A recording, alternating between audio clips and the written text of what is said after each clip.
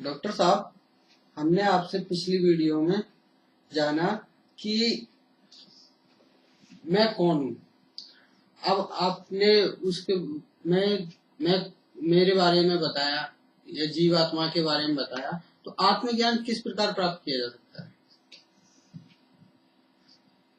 आत्मज्ञान गुरु की कृपा से प्राप्त होता है, इसलिए पहले गुरु वंदना करते हैं। गुरु ब्रह्मा गुरु विष्णु गुरुरेव महेश्वर गुरुरेव परब्रह्म तस्मै श्री गुरुवे नमः। अखंड मंडलाकारं व्याप्तं येन चराचरं तत्पदं दर्शितमेन तस्मै श्री गुरुवे नमः। मातृवत लालित्री च पितृवत मार्गदर्शिका नमोस्तु गुरु सत्ताय श्रद्धा प्रज्ञायुता चया। ओम श्री गुरुवे नमः। आवायामि स्थापयामि ध्यायामि ततो नमस्कारं करोमि। कुलदीप जी, आप धन्य हैं, आपका मन इस तरफ बढ़ रहा है और आप जैसे सहयोगी को प्राप्त करके मैं भी धन्य हो गया हूं। वास्तव में क्या है आत्मज्ञान क्या है? आत्मज्ञान यानी अपने बारे में या आत्मा के बारे में सम्यक ज्ञान, विस्डम। ज्ञान का अर्थ, ज्ञान किसको कहते हैं? आत्मा ने अपने बारे में, आत्मा के बारे में ज्ञान, ऐसा ज्ञान जो निसंदेह ज्ञान। और ये ज्ञान किस प्रकार प्राप्त किया जा सकता है? व्यक्ति आत्मज्ञानी कैसे बन सकता है? ये कोई बड़ी बात नहीं है। लोग कहते हैं बड़ी बड़ी तपस्याओं से होता है, कोई कुछ कहता है, कोई कुछ कहता है, बहुत घुमा फिरा कर लोग कहते हैं, और हम तो सीधे साधे लोग के सीधी तरह से कहना जानते हैं। आत्मज्ञानी होने के लिए 4 दशाओं से व्यक्ति गुजरता है। अगर वो उनको 4 चीजों को अपने यहाँ नोट करके रखे तो धीरे धीरे धीरे धीरे जो है वो आत्मज्ञानी बनता चला जाता है। बहुत ज्यादा दिन भी लगते हैं, जितनी जल्दी करना चाहे उतनी जल्दी कर सकता है साधना व्यक्ति। तो सबसे पहले क्या है? आत्मबोध। अपने आप के बारे में जाने, अपने दोष दुर्गुणों और अच्छाइयों के बारे में जानना। व्यक्ति केवल दोष दुर्गुण दूसरों के देखता फिरता है, अपने दोष और दुर्गुणों को कभी भी देखना नहीं चाहता। वो चाहता है कि मेरे दोष दुर्गुण दूसरे देखें, और दूसरे जब उसके दोष दुर्गुणों का वर्णन करते हैं उसके सामने, तो उसको द्वेष खड़ा होता है, दंभ खड़ा होता है, अहंकार खड़ा होता है। अगर व्यक्ति स्वयं ही अपने दोष दुर्गुण जानना शुरू कर दे तो आत्मबोध की प्रक्रिया शुरू हो जाती है। इसको कैसे कर सकते हैं? शाम के समय एक पर्चे के ऊपर लिखना चाहिए, आज मैंने ये कर्म किए। फिर उन कर्मों का विश्लेषण करना चाहिए कि ये कर्म मेरे लिए ठीक नहीं थे, मुझको नहीं करना चाहिए था, ये कर्म मुझको और आगे ले जा सकते हैं, ये मुझे करना है। तो ये क्या है? ये सबसे पहली प्रक्रिया आत्मज्ञान प्राप्त करने के लिए कि पहले अपने बारे में सम्यक बोध करना सीखे। व्यक्ति अपने बारे में सम्यक बोध ही नहीं करता, वो खींचता रहता बात को, जो मैं कह रहा हूं वही ठीक है, मैं ही महंत हूं, मैं ही श्री महंत हूं, मैंने जो कह दिया कुलदीप जी को क्यों नहीं माना, या दूसरे किसी ने क्यों नहीं माना। तो ये जो महंताई है मन की, इसको छीन करके अपने बारे में उचित अनुचित का बोध करा लेना, इसको आत्मबोध कहते हैं। यहां से शुरू करें। फिर जब आपको ये बोध होना शुरू हो जाएगा कि मैं अहंकार के वशीभूत होकर, द्वेष और दंभ के वशीभूत होकर, अपने को ज्ञानी मानकर मैं ये सब गलत काम किए हैं, धीरे धीरे उन गलत कामों को घटाते जाइए और एक एक अच्छा अच्छा काम अपने जीवन के साथ जोड़ते जाइए। तो फिर जब व्यक्ति प्रयास पूर्वक ये करना शुरू कर देता है तो फिर आत्म सुधार की प्रक्रिया प्रारंभ हो जाती है। एक अवगुण छोड़ना, एक सद्गुण ग्रहण करना।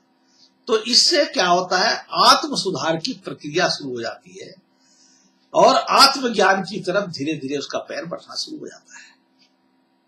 इसके बाद तीसरी प्रक्रिया आत्मनिर्माण की प्रक्रिया कहते हैं।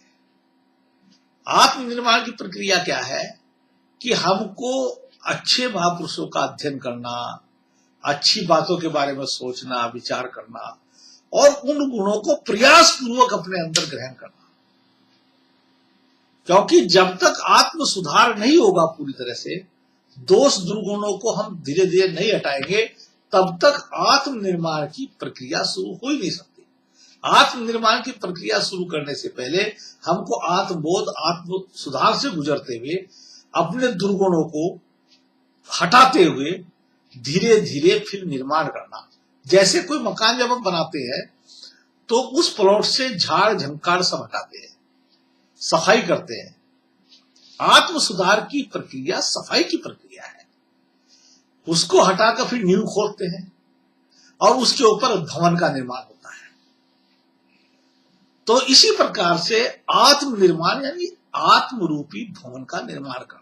आत्मा के लिए, आत्मज्ञानी होने के लिए, आत्म विकास के लिए, आत्मनिर्माण के लिए कैसी ईंटें चाहिए, कैसा सीमेंट चाहिए, कैसा फर्नीचर चाहिए, कैसी क्या चीज चाहिए आत्मा को, वो चीजें उसे देना। कौन कौन से सद्गुण चाहिए, जैसे सत्यनिष्ठ होना, धर्म का पालन करना, बैर प्रीति रखना, द्वेष हटाना। आजकल एक ही सबसे बड़ा चीज चल रही है आत्मनिर्माण में बाधक जो है, वो है व्यक्ति का अहंकार।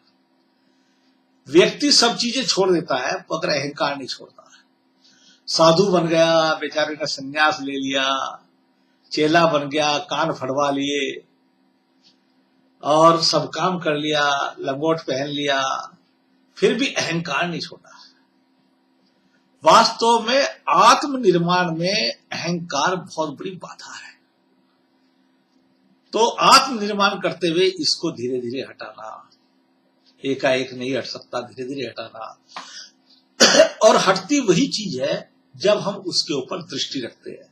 आत्मनिर्माण की प्रक्रिया यानी दृष्टि रखकर भवन का निर्माण करना। जब हम कोई भवन निर्माण करते हैं, अगर उसके ऊपर दृष्टि न रखें तो जर्जर बनेगा, खराब बनेगा, कभी भी बैठ जाएगा। रेत में कितना सम्यक रेत डालना, कितना सीमेंट डालना, ये सब आत्मनिर्माण की प्रक्रिया में गुजरने की चीज है। फिर जब आत्मनिर्माण हो जाता है, अच्छा भवन बन जाता है, सब चीजें बन जाती है, तो फिर आत्म विकास की प्रक्रिया शुरू हो जाती है। आत्म विकास यानी अपनी आत्मा का विकास करना। निर्माण हो गया, विकास करना। अच्छा अच्छा फर्नीचर लगाना, अच्छी अच्छी चीजें इसमें रखना, अच्छे साधन रखना, ये आत्म विकास की प्रक्रिया है। वास्तव में आत्म विकास की प्रक्रिया का मतलब ये है कि, क्योंकि मैं भी अभी पिछले वीडियो में बताया था कि मैं भी वही हूं जो ब्रह्म है। जब हम ये विचार अपने अंदर रूढ़ कर लेते हैं और ऐसा जीवन का व्यवहार शुरू हो जाता है, मातृवत परदारेषु परद्रव्याणि लोष्टवत् आत्मवत सर्वभूतेषु यह पश्यति स पंडित।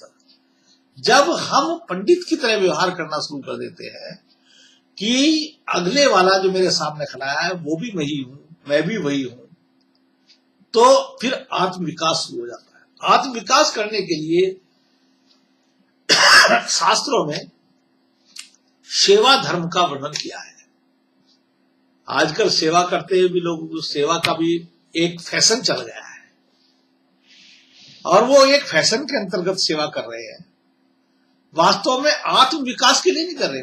मैं कहता हूं फैशन के लिए भी सेवा करिए, अच्छा है, कर तो रहे हैं ना, मगर फिर भी आत्म विकास के लिए जो सेवा करते हैं वो कभी उस सेवा को याद नहीं रखते। वो उसके जीवन में रहती नहीं है कि मैंने सेवा की थी। अगर उसको ये याद रहे कि मैंने सेवा की थी तो इसका मतलब उसने दूसरों के लिए की। हम जो भी कर्म करते हैं अपने लिए करते हैं। हम आत्म विकास के लिए अगर सेवा कर रहे हैं तो फिर किसी के ऊपर एहसान कैसा? किसी के ऊपर कोई एहसान नहीं है। इसलिए आत्म विकास के लिए सेवा धर्म अपनाना और आत्मा का विकास करना, दूसरे को वैसा ही देखना जैसा मैं हूं, इस प्रकार से अपने जीवन का व्यवहार करना, यह आत्म विकास है। और जब आत्मा का इतना विकास हो जाता है कि पूरी सृष्टि को अपने में देखने लगता है और अपने आप में पूरी सृष्टि देखने लगता है, तो आत्म विकास की बड़ी प्रक्रिया हो जाती है। उसे कहते हैं ब्रह्मदृष्टा। जिसने ये देख लिया कि मैं भी वही हूं, वो भी वही है, ये सब सृष्टि एक ही है, तो फिर वो ब्रह्मवेत्ता हो जाता है, ब्रह्म को जानने वाला हो जाता है। आत्म विकास तक की प्रक्रिया का जो वर्णन है, ये आत्मज्ञानी होना है। अपने आप को जानने के लिए इन प्रक्रिया से गुजरना चाहिए और कोशिश करना चाहिए। मैं समझता हूं आज की वीडियो में इतना। फिर एक बात कहकर मैं गीता की समाप्त करता हूं। अगली बार उसका वर्णन करूंगा कि नर से नारायण कैसे व्यक्ति बन सकता है। अगली वीडियो में हम ये बताएंगे और किस प्रकार से बन सकता है।